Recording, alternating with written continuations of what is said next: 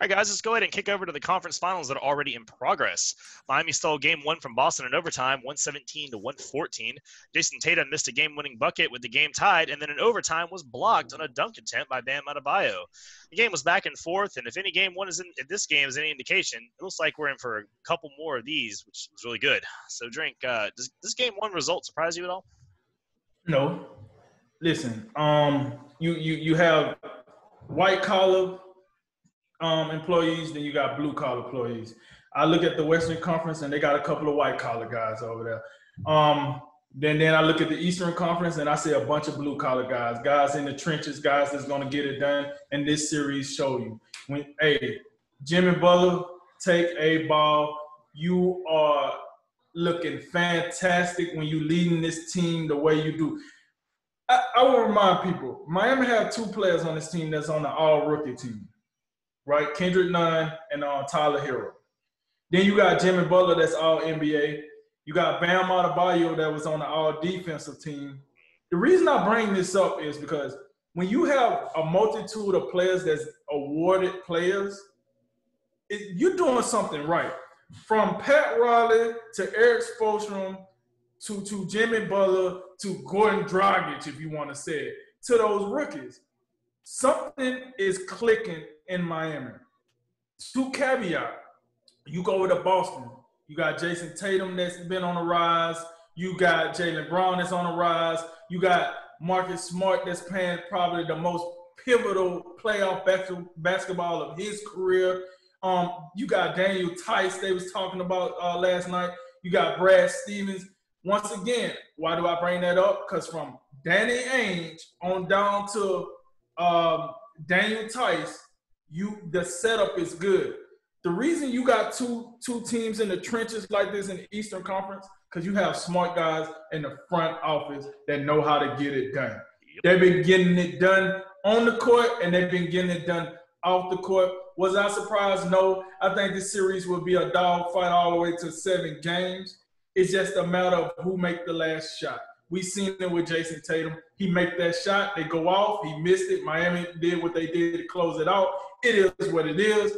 But when you got games like this is what we're here for, folks. This is the conference finals.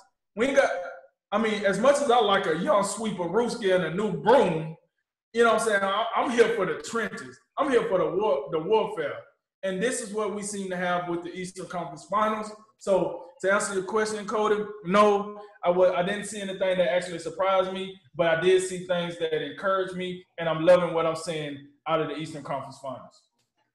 I'm not surprised by this either, especially the fact that the game was so tight and really came down to a last second, really fantastic defensive play by Bam Adebayo. Also, keep in mind of how really red hot Miami is. They swept Indiana. It was a gentleman's sweep against Milwaukee, which was highly impressive. They've won 9 of 10 games in this playoffs. They are about as hot as you can get, and they're the best three-point shooting team like right now. And 16. There was during the regular season as well. Right. So yeah, they got that going. And we've talked about it. They got Jimmy Butler and Bam Adebayo, and then just shooters, just everywhere. They from Kendrick Nunn, Tyler Hero. You talk about the rookies, and don't forget about Duncan Robinson. Duncan Robinson is the best shooter they have, and he's already as a undrafted rookie a complete dead-eye shooter that you have. And you see in how teams play him, you have to they guard him like he's Steph Curry. Maybe not the same range, but they give him the same attention when he's coming off screens. But Jay Crowder, Goran Dragic. There's a lot to like on this team. They play so well together, and we talked about it a little bit before.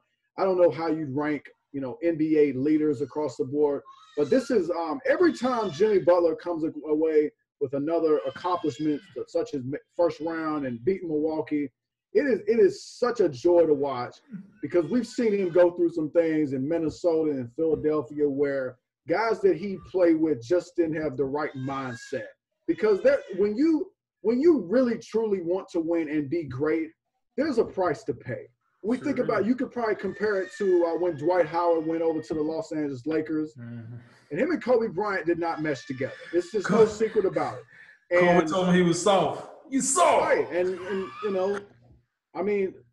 He wasn't wrong. I mean, they just couldn't get him. And Dwight Howard was more about, having fun and all that type of stuff, and it wasn't as serious as it was for Kobe. And that's why ultimately it was a one and done stop for Dwight. He went on out of there. So, I mean, it's just good to see Jimmy Butler in a situation where he's able to lead and he has guys that are willing to follow him and not offer pushback. That's great to see. But on the other side, for Boston, ultimately, Boston was right in this game. Tatum and Brown. So we've said all season, or at least into the second half of the season, Boston was going to go as far as their two young wings could take them. Marcus Smart has been playing fantastic. He's really elevated his game without Gordon Hayward. He deserves a lot of credit. But it's going to come down to a couple things in this series. Number one, will Miami fall off a little bit from three? I think that's a big deal. If they keep making threes at this clip, it's going to be tough because I don't know if Boston only was -3 from the three-point line. I don't know if they can keep up to that degree if Miami stays at this pace. But another thing, a couple other things, and both on Boston's side. Number one, this may be the series that not having Gordon Hayward will hurt. Because if you have Gordon Hayward, and it's not so much that you really need him as your fourth scorer, because I think he's just a luxury item in the lineup. But what it does is it just lengthens your bench out a little bit more. Maybe you put Marcus Smart back in his bench role, or maybe you bring Gordon Hayward off the bench, but you don't have to rely on some of these guys that are unproven like Grant Williams and Robert Williams. Maybe you let them guys sit back and just, take the rest of the postseason off and just use them in emergency situations.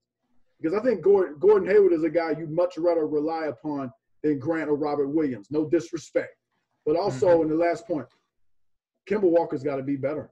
I mean, that's just the bottom line. Kemba is the one guy for me on Boston where every time I'm watching him, I'm just like, where is Kemba? Where is Kemba's shot making? Where's the step back? Where's him getting to the free throw line, making big plays, making those clutch cardiac Kemba plays that you go back to his days at UConn? We just haven't seen it. That, to me, along with just a little bit of Gordon Hayward, those are the missing ingredients for Boston. If Kemba can just raise his game up a little bit, I think Boston can be fine. But if he don't, this is probably Miami's series to take. But I do think it goes long. I think it's a 7-game series, and I think it's a toss-up. Yeah, I mean, the biggest thing I noticed from the Boston side of things is that I thought Boston was the better team for a lot of the game, but the last 5 to 7 minutes of this game really got bad for Boston. They played the game not to lose. They kind of went into not kind of like your team goes into prevent defense to try to hold on to the victory in the NFL and you wind up losing anyway. And there's so much good you could pull out of this game for him. But all I can think about is that end of the game. There were so many possessions where Kemba was just dribbling around 3/4 of the shot clock. There was one where he literally dribbled for 20 of the 24 seconds, just going around. Or there's 4 players just standing there while one dude's playing iso ball. And it really is exemplified by Jason Tatum's shot at the end of regulation. I mean, they have 12 seconds to inbound the ball on that side of the court, and he takes the ball in, and he just sits there, and he's just sitting there with the ball on his hip, watching the clock. 6, 5, 4, 3, 2. Okay, woo! And he just throws one up. He jacks it up from Tom Brady's new house 60 miles away. And I get, you got to burn the clock to a degree, but when you stand there for 11 of the 12 seconds, you don't really leave yourself any options. No one got involved. No one moved. And I can't imagine Brad Stevens drew on his whiteboard a picture of Jason Tatum as a stick figure, and they said, just, hey, go have fun. So I don't know what was going on in that game and why you're jacking up a 3 in a tie game. Any shot will work. You can draw a foul, make a free throw, go home, you win. But no, we're just going to sit here and jack up 3s. And then, of course, on the take on the overtime, Adebayo, what a block. My God. I mean, that's some grown man stuff right there. But again, it's because I think one of the biggest things that Adebayo does in the series and why he might be an X factor is he's really dumping on this Daniel Tice, high screen and roll stuff that Boston loves to do. Adebayo's too good on the switch, man. He switches over, and then Tice can't really take advantage of the mismatch because, well, he just doesn't have that offensive repertoire to do so. So I'm kind of in the option of maybe we try a little bit more of Wanamaker or Williams, try some different things because I don't know if that's going to work against Miami. But yeah, I mean, Miami's they're taking advantage of opportunities when they're presented. They're playing well, and I think that Boston matches up fairly well with them. But it took game 1, and they could take a couple more and win the series. We'll see. Let's go ahead and preview the other conference finals game real quick. We've got Lakers and Nuggets, not Clippers. So Drink, we'll start with you, man. How much? what do we think of the Nuggets? I mean, how much of a chance we giving them, right? Well, listen, like I said earlier, I got to put some respect on their name. So I'm gonna tell you right now, LeBron and AD and crew come out here with some BS, sleepwalking. The Lakers have been known in the bubble to give away game one. I don't necessarily think you want to do that in this series. You're going to need to come out and press the gas. The Nuggets ain't no joke. That's all it is to it. I'm going to put some respect on their name. I don't care if you up 3-0. Clearly, these dudes don't go away until you win that fourth game. That's clear. That's evident as day.